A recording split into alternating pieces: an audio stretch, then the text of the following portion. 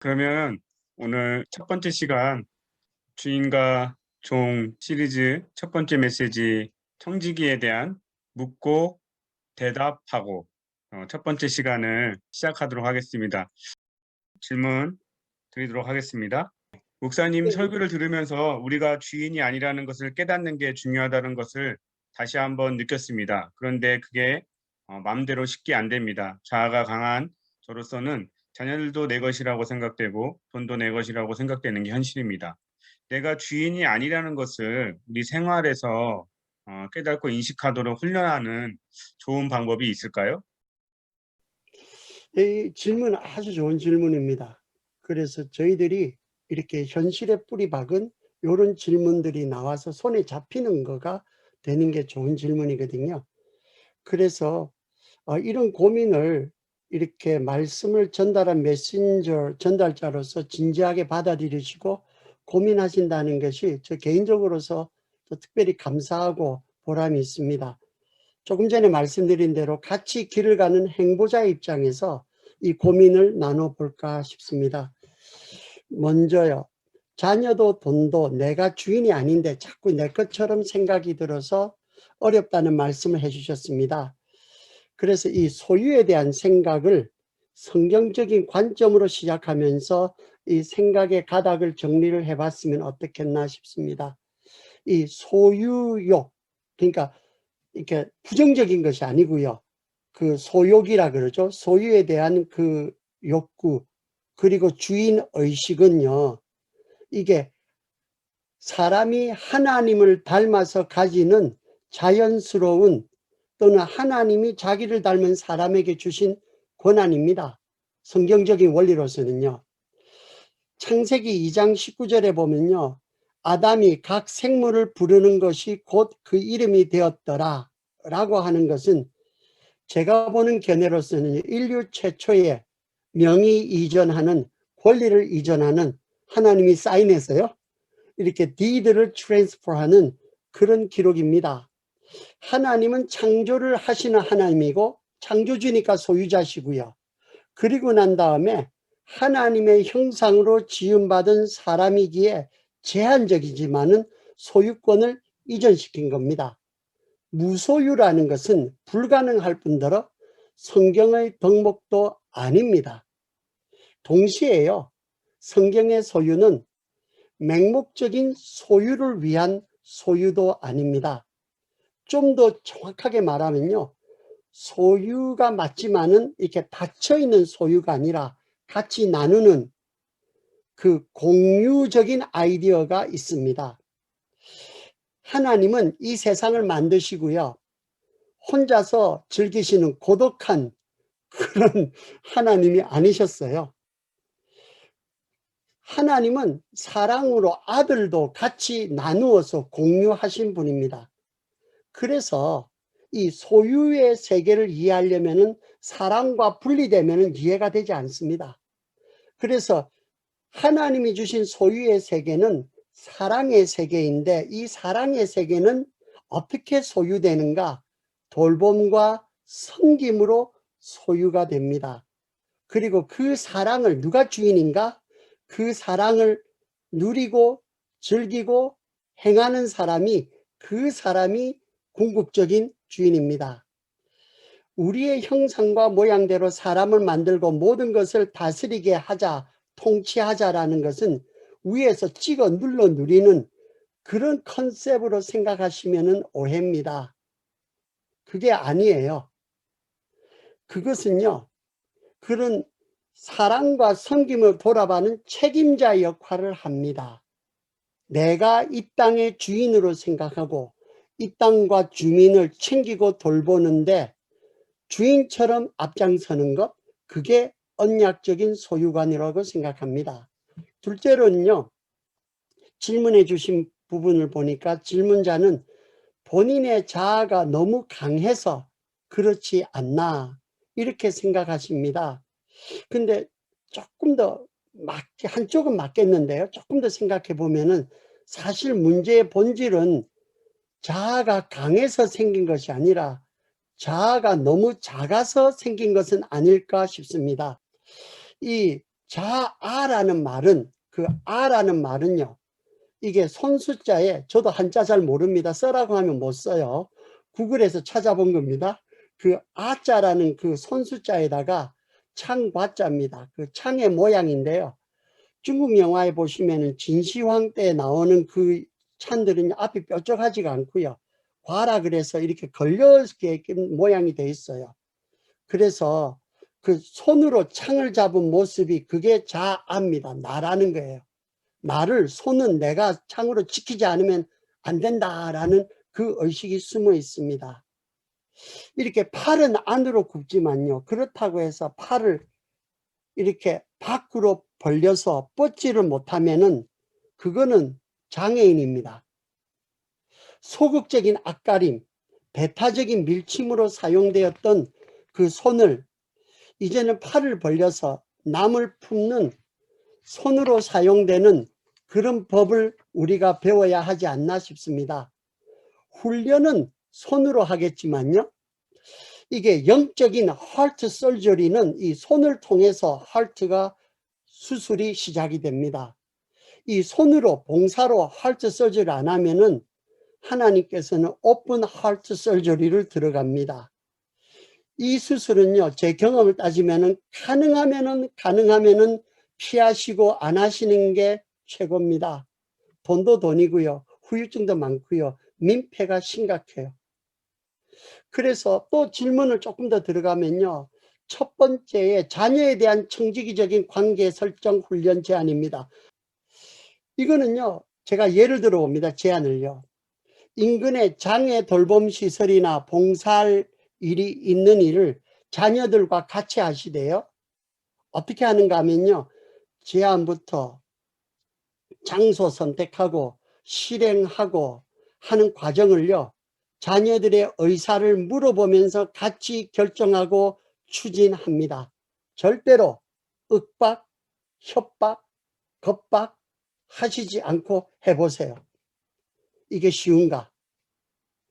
자녀가 내 것이구나 아니구나 해보시면은 당장 압니다. 내 맘대로 안 돼요. 절로 압니다. 자녀들을 내 것으로 아는 것 많지요. 반대도 뭔가 하면요. 자녀도요. 부모가 자기 것들인 것 마냥 취급하도록 문을 열 수도 있다는 사실을 안다면은 the sooner the better. 빨리 시작하면 시작할수록 좋습니다. 두 번째, 돈에 대한 청지기적 관계 설정 훈련 제안입니다. 돈에 대해서 청지기 훈련은요. 첫 시작이 하나님께서 에덴 동산에서 시작하셨어요. 그래서 에덴 동산 중앙의 선악과의 원리입니다. 다 제 건 줄 아는데 한 가지만 제 거가 아니에요. 이게요. 아이들과 어릴 때부터 아이들이 베이비시터 하고 온다 이럴 때부터 11조와 그 구제의 포션을 정하시고요. 하나님 나라의 일을 위하는 중심으로 양보 없이 실천해 보시기 바랍니다.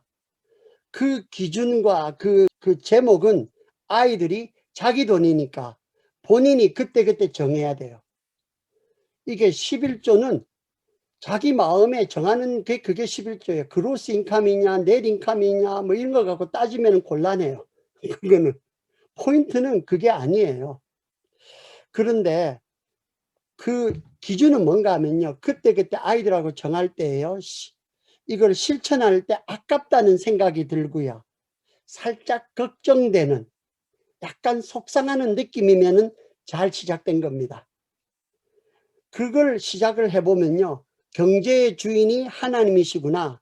어떻게 하나님께서 필요를 적절히 채우시는지 이런 기준을 안 가지면 못 배웁니다.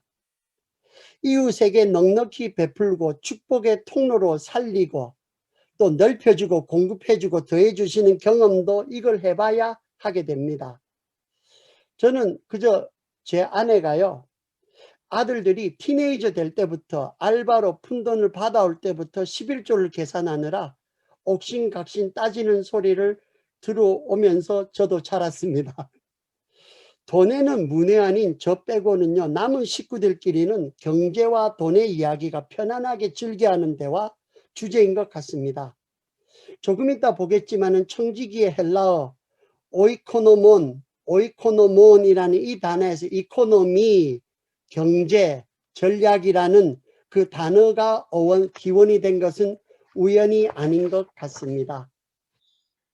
우리도 불의한 청지기인데 그럼 우리가 청지기에서 잘리는 순간, 끝나는 순간이 있는 건가요?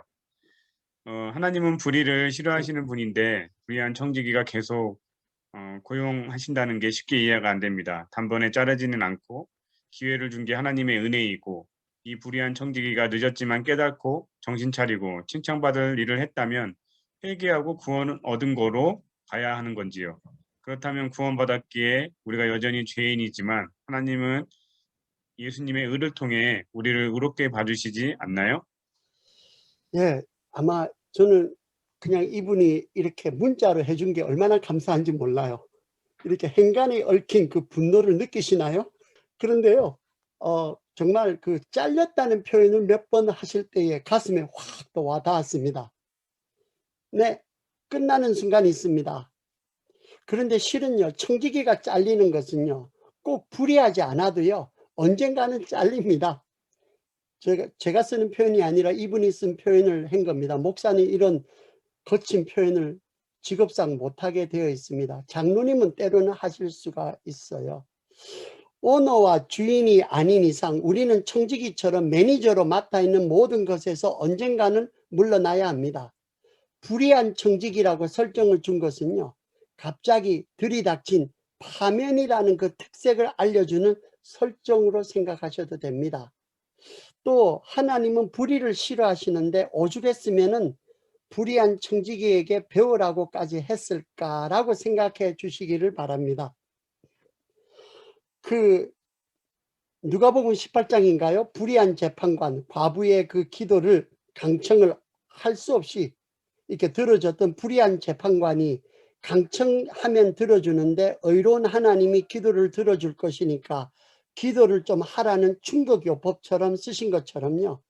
여기서도 오죽했으면은 불의한 청지기라도 이렇게 자기가 떠나고 난 다음에 어떻게 먹고 살까라는 그 궁리를 해서 자기 앞가림 처신을 하는데, 너는 너무 돈에 집착하지 말고 그 돈으로 사람을 하늘 친구로 사귀라는, 거기에 투자하라는, 그것이 그 청지기 비유의 핵심되는 의도입니다. 그리고 불의한 청지기는요, 빛의 자녀들인 우리들에게 교훈을 주기 위해서 스토리에 등장시킨 캐릭터입니다. 실제 사람이 아니에요. 그게. 그래서 비유를 들어서 하나님의 마음을 아들 예수가 알려준 것입니다. 너무 감정이입 안 하셔도 됩니다. 5번째, 지금 의로운 청지기가 될 수 없다고 하셨는데 그래도 우리는 하나님 앞에서 의롭기를 추구해야 한다고 성경은 말하는 것 같습니다. 불의한 청지기로 계속 남아있는 게 성경적이지 않다는 생각이 계속 듭니다. 불의한 청지기가 칭찬받았다는 말이 불의를 해도 칭찬받을 수 있는 것 말처럼 들려서 좀 힘이 듭니다. 불의한 가운데 슬기로운 청지기가 되라는 말보다는 하나님의 자녀가 의로운 청지기가 되도록 하라 한 예수님 닮아가면서 이렇게 말하는 게 성경적이지 않을까요? 네, 저도 좀 그렇게 마음이 살짝 쏠리네요. 그런데 정신을 차리고, 정말 이런 느낌이 이해가 되는 것은 그 17장에서 몇 장 넘기시면은 19장에 좀 유사한 문화 비유가 있습니다. 아마 그 비유와 서로 오버랩이 되어서 그런 감정이 드는 게 아닐까 싶습니다. 이걸 비교하면서 정리를 해보면 도움이 될 것 같아요. 문화 비유에 가보시면요, 10개의 그 은화, 그 문화를 주인이 각각 10명의 종들에게 맡기고 떠나고 난 다음에 얼마나 잘했나 하고 후에 계산할 때에 한 문화로 10문화를 남긴 그 종에게 거기 둘로스라고, 이렇게 그냥 오늘은 몇 번 이렇게 헬라말을 쓰겠습니다. 그래야 이렇게 구별이 되니까요.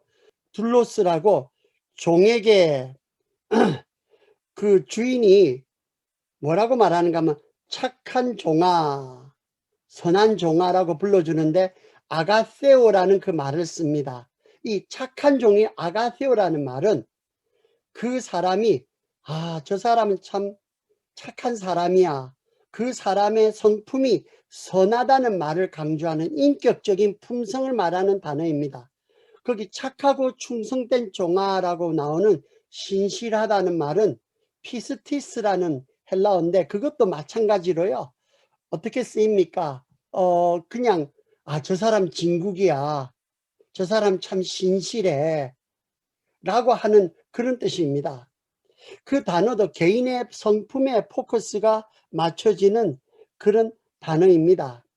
그런데요, 여기 지금 그 의롭다, 불의하다는 쓴 말은요, 이게 법적인 용어예요.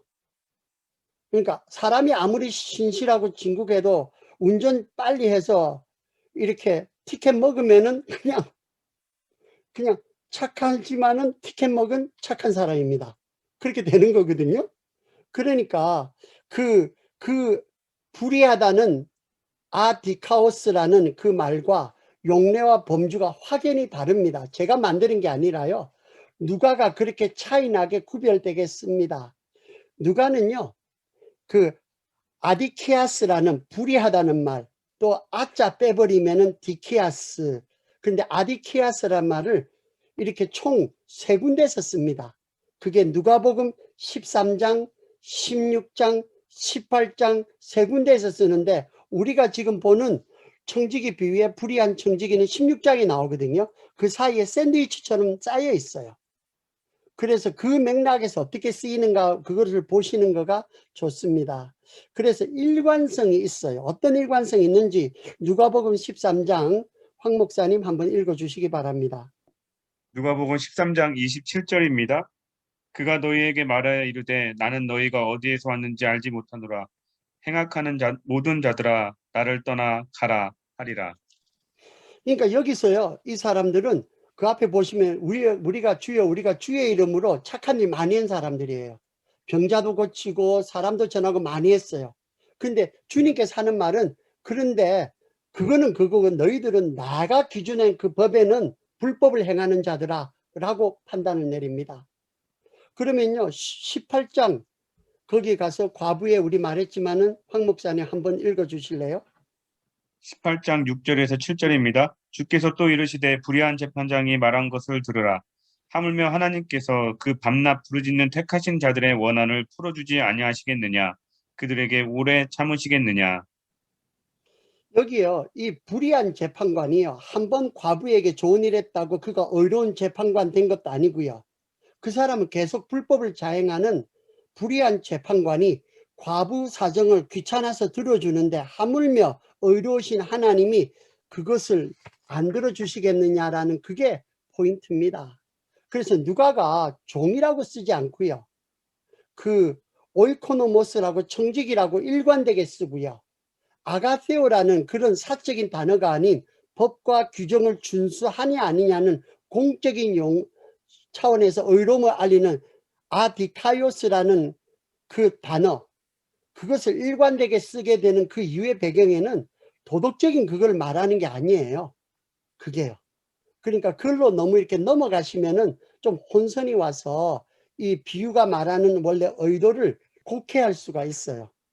자, 이제 6번으로 넘어갈까요? 좀 들어가 봅니다. 6번째 질문입니다. 8절에서 불의한 청지기가 칭찬받은 이유를 좀 더 구체적으로 설명해 주세요. 인간적으로 보면 어차피 못 받을 돈 탕감해주고 조금이라도 건졌으니 칭찬받은 건가라는 생각도 드는데요. 목사님께서는 주인이 칭찬한 이유 2가지가 주인 입장에서 말씀하신 것 같아요. 첫 번째가 세상 사람들도 저렇게 열심히 사는데 너도 미지근하게 그러지 말고 열심히 살아봐라. 두 번째는 종이 아니라 자녀이기 때문에. 근데 8절에서 보면 청지기가 이를 지혜롭게 하였으므로 칭찬하였다고 합니다. 청지기가 한 행동이 왜 지혜롭고 칭찬받을 만한 행동인가요? 이 질문이요. 제가 볼 때에는 제가 지금 이렇게 같이 여러분과 하고 있는 거는 바이블 스터디 아닙니다. 그러니까 바이블은 스터디에서 바이블로 가거든요. 근데 제가 여러분과 같이 하고 싶어 하는 거는 이렇게 바이블을 가지고요. 우리의 삶에 들어가고 싶어요. 그리고 이거 자체가 같이 만들어가는 이렇게 요즘 배운 단어가 라이브 세션이라는 단어를 배워서 제가 바이블 라이브 세션, 그래서 앞글자만 따니까 바라세. 자, 어쨌든 간에 다시 본론으로 돌아와서 왜 이 질문이 잘 됐는가 하면요. 첫 번째로요. 이 질문은 자기가 선 입장이 어딘지를 탄탄히 알아요. 그리고 자기가 사는 생활의 자리에서 나오는 질문을 하셨어요. 두 번째요. 질문 가만히 보시면요. 성경 텍스트에 대해서도 여기 다 둘러보신 질문이에요. 세 번째는요. 설교에 대해서도요. 그저 목사님 설교 좋습니다. 은혜 좋습니다. 그게 아니고요. 자기가 필요한 포인트를 찾아서 정리를 했어요. 그리고 네 번째는요. 칭찬받은 그 이유를 구체적으로 설명하라는 말은요. 아직 납득이 안 되었지만은 수긍이 되면은 실천하려는 준비가 돼 있다는 말이에요. 여섯 번째로는요. 왜 지혜롭고 칭찬받을 만한 행동인지 이게 딱 집은 거는 그게 지금 자기에게 걸림돌이 돼 있다는 거거든요. 그러니까 그 이유를 꼭 집어 주셨어요. 그러니까 밭으로 따지면은 그 잡초도 뽑았고 돌도 골라낸 좋은 땅 옥토입니다. 이 정도 제가 칭찬을 했으면은 아마 이거를 제가 질문하고 나면 이분은 인생이 지금 바뀌어져야 돼요. 그런데요, 아마 이 질문을 한 분이 제가 이렇게 설명을 하면은 아마 속으로 굉장히 좀 당황스럽지 않았겠나. 아니, 내 질문이 이렇게 칭찬받을 질문인가? 아마 잘은 몰라도요, 청지기도요, 주인이 불러가지고 칭찬했을 때 아마 이 질문자만큼이나 당혹스럽지 않았겠는가. 왜 칭찬받았는가? 자기 마음 들어보면은 지금 압니다. 이제 들어가 봅시다. 구체적으로요. 위의 질문에 이어서 아마 청지기가 한 행동을 칭찬받은 것이 선뜻 받아들이기가 어려운 혼돈을 가져오는 것 같습니다. 결론부터 말하면요. 청지기가 한 행동은 전혀 칭찬받을 만한 행동을 한 것이 아닙니다. 행동을 칭찬한 게 아니에요. 아이들에게 이렇게 본받으라고 시키면 가족 절도단으로 잡혀갑니다. 청지기가 이러면 큰일 나죠. 그죠? 생각해봐도 끔찍해요. 청지기가 지혜롭게 했다고 했지 청지기가 하나의 행동이 지혜롭고 칭찬받을 만한 행동이라고 안 했습니다. 그가 슬기롭게 대처한 그 대처와 처세를 칭찬한 것입니다. 그 칭찬의 핵심은요, 이겁니다. 일관된 겁니다. 부단하게 포기하지 않고 일관되게 제 살 길을 찾은 겁니다. 한국 속담에요. 도둑놈한테라도 배울 게 있다라고 하는 말이 있는 것처럼요. 이런 사기꾼 같은 청지기라도 이거 하는 것을 보면은 일관되게 자기 살 길을 찾아가는데 너는 왜 이렇게 좀 있으면 떠날 이 땅에다가 미련을 붙이고 천국에 대해서는 전혀 관심과 그 준비를 하지 않고 있니? 오죽했으면은 이런 불의한 청지기 여러분도 불편하면은 예수님은 얼마나 불편하고 그거를 설교하는 이 목사는 얼마나 힘들었겠어요. 그리고요, 인간적으로 보면은 어차피 못 받을 뻔 탕감해주고 조금이나 건졌으니 칭찬받은 건가요? 이거 내공이 보통이 아니에요. 인생 살아온 데서 나온 이런 대답이거든요. 벌금도 워낙 많이 쌓이면은 퉁쳐서 깎아주는 걸 말씀하시는 것 같아요. 그것도 가능한 상상입니다. 그런데 단지 탕감이 아니고요, 삭감입니다. 한 가지 비유를 대할 때 조심할 것은요, 비유는 원래 주신 의미를 확장해서 취업적인 포인트로 갈 때에는 굉장히 조심스럽고 세밀한 구분이 필요한 작업입니다. 왜냐하면 비유는 비유니까요. 귀에 걸면 귀걸이, 코에 걸면 코걸이, 그냥 이것저것 붙이다 보면은 원래 비유를 준 의미가 희석됩니다. 청지기 비유를 주도하는 핵심 포인트는 사실 이번 다가오는 그 주인과 종 두 번째 친구 편에서 더 다루게 됩니다. 그 핵심되는 구절은요, 9절이에요. 그러므로 내가 너에게 말한다. 불의한 재물로 친구를 사귀어라. 그래서 그 재물이 없어질 때에 그들이 너희를 영원한 처소로 영접한다. 맞아들이게 하여라. 잡아줍니다. 그런데 여기서 또 그치지 않고요. 이 질문자가 뭐라고 당부했는가 하면 구체적으로 알려달라 그랬어요. 그러면은 저는 또 구체적으로 알려줘야 또 이게 되는 겁니다. 이 청지기 비유를 싸고 있는 이 세 가지 관점을 보면은 불의한 청지기가 칭찬받은 이유가 보입니다. 이 불의한 청지기 비유를 보는 관점은 세 가지 정황에 따라서 달라집니다. 질문자, 독자, 지금 읽는 사람의 정황, 두 번째 누가의 정황, 그리고 누가가 누가복음 썼으니까요. 그리고 예수의 정황입니다. 어디서부터 출발하냐에 따라서 결과와 적용도 달라집니다. 이게요. 이 보통 제일 많이 질문도 보면은 적용되는 거가 들어온 게 자기 생애의 정황이에요. 비유를 읽으면서 자기들의 삶의 정황과 필요에 따라서 다양한 접목과 이해를 합니다. 주로 큐티나 말씀 묵상에서 내게 은혜 부분들을 찾고 나누는 것인데 틀리고 맞고가 아니고요. 좋으면 좋은 겁니다. 개인적인 거예요. 그런데 이 관점만으로서는요. 청지기 비유가 단지 우리는 주인은 아니구나라는 요 한계를 못 벗어나요. 그래서 이 청지기 비유가 난해한 이유는요. 관점을 나라는 얘기에 머물러 있기 때문에 난해한 겁니다.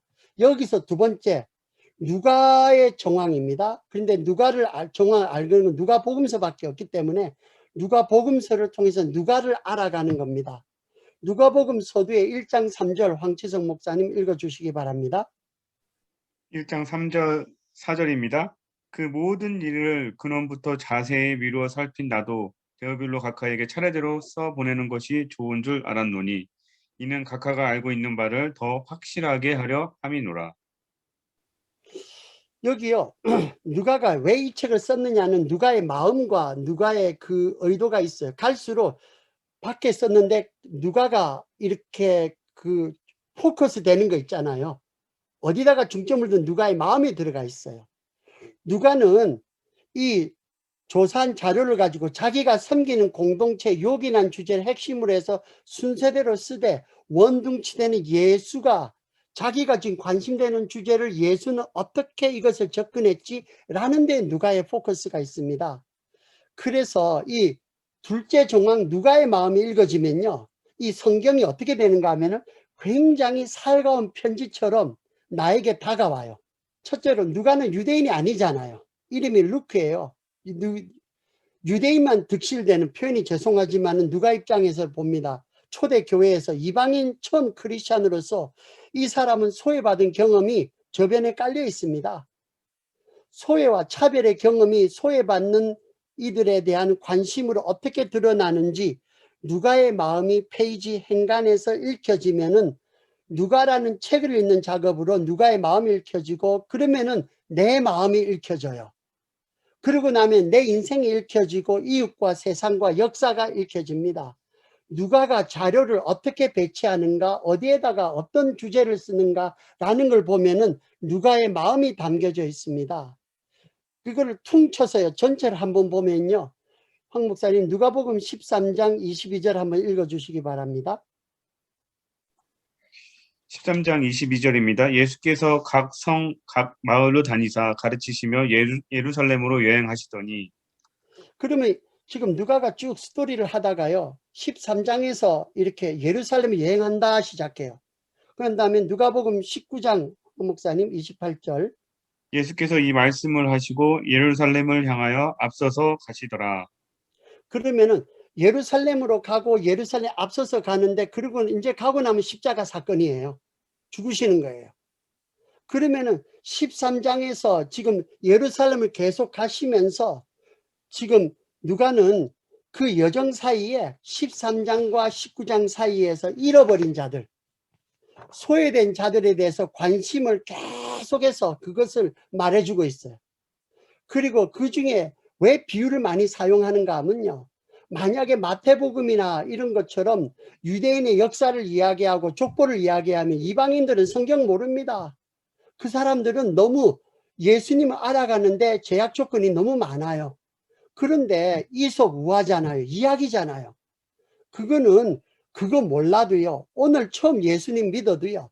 예수님이 이런 분이구나 라고 접목할 수 있는 이야기가 되기 때문에 누가는 계속해서 비유라는 이야기를 주는 겁니다. 그래서 예수의 마음, 복음과 바로 만날 수가 있기 때문입니다.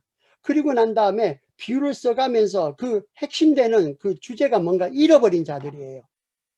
그래서 거기에 대해서 그 청지기 비유를 이렇게 잃어버린 자의 비유를 가지고 가고 예수는 이 청지기 비유를 우리 삶의 실상으로 만들어 주려고 배척하는 예루살렘을 온몸으로 안고 제물되어서 그 배타성, 그 배척성, 그것을 죽이고 대치되는 주제로 영접과 친교, 웰커밍, 펠로십, 그 화두를 살려내신 분이 예수라는 것을 지금 보여주고 있어요. 그래서 그 세링이요, 뭔가 하면 친교의 식탁이에요. 계속 밥 먹는 이야기 계속 나와요. 잔치, 밥 먹고 그런 이야기 계속 나와요. 그리고 계속해서 중심되는 동사가 초대한다, invitation. 그런데 안 왔다. 그러면서 이것을 지금 우리에게 주는 이유는요, 오늘 너희 친교의 식탁에 이런 잃어버린 영혼들을 초대해 주겠니? 라는 그 마음이 지금 담겨져 있는 겁니다. 그게 누가의 마음이에요. 청지기 비유를 줬을 때에. 세 번째, 예수의 정황으로 갑니다. 이제 불의한 청지기를 예수님이 칭찬받은 이유에 대한 구체적인 설명은 예수님이 왜 이런 비유를 시작하게 되었는지, 그 비유를 시작한 배경, 그 컨텍스트에 그 정황을 시작합니다. 비유를 보시든지 뭘 보시면요, 비유부터 바로 들어가시면 안 됩니다. 이게 바로 앞에 있고 뒤에 있는 거를 가지고 배경을 봐야 뭐 때문에 하는 그 오케이전을 보는 거예요. 그래서 아버지 가방에 들어가신다 라는 것과 있고요, 아버지가 방에 들어가신다 라는 것가 있고요, 아기다리 고기다리던 방학이라는 말이 있고요, 기다리고 기다리던 방학이라고. 너무너무 옛날 치지한 거지만 그런 거 있는 것처럼 이 배경을 모르면 엉뚱한 이야기가 나오게 됩니다. 그래서 황 목사님, 그 누가복음 15장과 16장이 어떤 배경으로 있는지 15장 1절에서 3절 그리고 16장 1절 이어서 한번 읽어보실 때에 지금 이 비유의 배경이 누구에게 하는 이야기인지 한번 보시기 바랍니다. 모든 세리와 죄인들이 말씀을 들으러 가까이 나아오니 바리새인과 서기관들이 수군거려 이르되 이 사람이 죄인을 영접하고 음식을 같이 먹는다 하더라. 예수께서 그들에게 이 비유로 이르시되, 16장 1절입니다. 또한 제자들에게 이르시되 어떤 부자에게 청지기가 있는데 그가 주인의 소유를 낭비한다는 말이 그 주인에게 들린지라. 16장 1절은요, 표준 세번역에는 예수께서 제자들에게 또 말씀하셨다라고 나와요. 그래서 비유를 볼 때는요, 지금 누가가 예수를 중심으로요, 마치 그 카메라, 영화 촬영하는 그 줌을 가지고요, 당겼다 밀었다 하듯이요, 그 예수의 관점을 따라서 지금 가봐야 예수가 지금 왜 청지기 비유를 하게 되게 되는지 예수의 마음을 헤아릴 수가 있습니다. 그래서 마치 영화를 찍을 때에 우리가 영화 카메라의 눈을 통해서 이렇게 그 눈을 따라가잖아요. 마찬가지로 예수의 눈을 통해서 지금 예수의 마음을 따라갑니다. 우리가 어릴 때 많이 배웠던 육하 원칙이란 거 있죠. 언제, 어디서, 누가, 어떻게, 무엇을, 왜. 그 원칙으로 예수의 정황을 따라가 보시면은 왜 예수가 불의한 청지기를 칭찬할 수밖에 없었는지 예수의 눈이 보이시게 됩니다. 첫 번째, when, 언제입니까? 이게 언제입니까? 같이 밥 먹을 때 식사 시간입니다. 교회로 말하면은 친교 시간의 설정입니다. 두 번째, where, 어디서 같이 밥 먹는데 세리와 죄인들이 몰려드는 식사 자리, 교회로 말하면 테이블이 놓여진 친교실 자리입니다. 세 번째, who, 누가입니다. 여기 누가가 네 종류가 나와요, 상당히. 그래서 첫 번째 부류는요, 바리새파 사람들과, 예수님이 딱 앉아있고 지금 보는 겁니다. 바리새파 사람들과 율법학자들, 성경에는요, 표준 세번역에는 투덜거렸다 그랬어요. 전문적인 표현으로 쓰면 투덜이와 찡그리 브라더스, 거기 들어와 있습니다. 두 번째 부류입니다. 제자들입니다. 특징은요, 제자들은 먹을 때는 말이 없어요. 세 번째 부류입니다. 예수입니다. guest of honor, 주빈입니다. 거기서 초대해준 초청에 주재된 그런 교인들이에요. 집회를 주최한 교인들. 그 네 번째 부류가요, 이게 예수님의 마음이 가 있는 부류입니다. 세리와 죄인 포함해서 예수의 말씀을 들으려고 찾아온 모든 이들이에요. 근데 그 사람들이 문간에서 못 들어가요. 쭈삣쭈삣거려서요. 초대받지 않아도 온 사람들, 오고 싶어도 초대받지 못해서 못 온 사람들, 초대해서 꼭 이 자리에 와야만 하는 사람들이 오도록 너희들이 좀 초청했다고 하는 게 이 비유의 초점입니다. 우리는 이 청지기 비유의 초점을 완전히 그냥 앞뒤 다 끊어버리고 내라는 이 앵글에서 청지기지 내 짭이 끊어졌다는 여기에만 몰입해가지고요. 옳디 그르니 이렇게 갑자기 쫓겨나면 어떻게 살아가겠니라는 여기에다가 너무 두는 경향이 있는 것 같습니다. 죄송하지만요. 어떻게 보면 그만큼 예수가 보는 관점과 우리가 보는 관점이 거리가 있음이 아닌지, 어떻게 보면 우리가 보는 관점은 예수의 입장에서 보면 우리가 지금 바로 예수의 마음을 멍들게 했던 그런 존재들이 아닌지 저 포함해서요. 생각을 해봅니다. 어차피 두고 갈 건데 사람을 나에게 좀 데리고 나오는데 노력과 관심을 주지 않겠니? 최소한 내 친교 시간에 문간에서 어른거리는 저 사람들을 밥은 같이 안 먹어도 누군가 인사는 하고 불편하고 어색한 분위기를 좀 편안하게 나랑 말씀을 듣도록 안녕하세요. 어서 오세요. 참 잘 오셨습니다. 빈말도 좋으니까 인사 좀 해주지. 그겁니다. 네 번째, how, 어떻게? 비유로요. 왜 비유일까요? 비유와 스토리는 질문에서 보듯이요. 듣는 사람들이 자기 형편에서 다양한 접점을 찾기가 쉬워서 그런 겁니다. 다섯 번째, what, 무엇을? 예수를 찾아온 이들을 영접하는 그 사건이 그게 포커스예요. 여섯 번째, 왜, why, 왜 이 비유를 예수가 할까요? 영접하는 자, 반겨주는 사람이 없어요. 그래서 청지기 비유도 넣은 겁니다. 네, 마지막 질문입니다.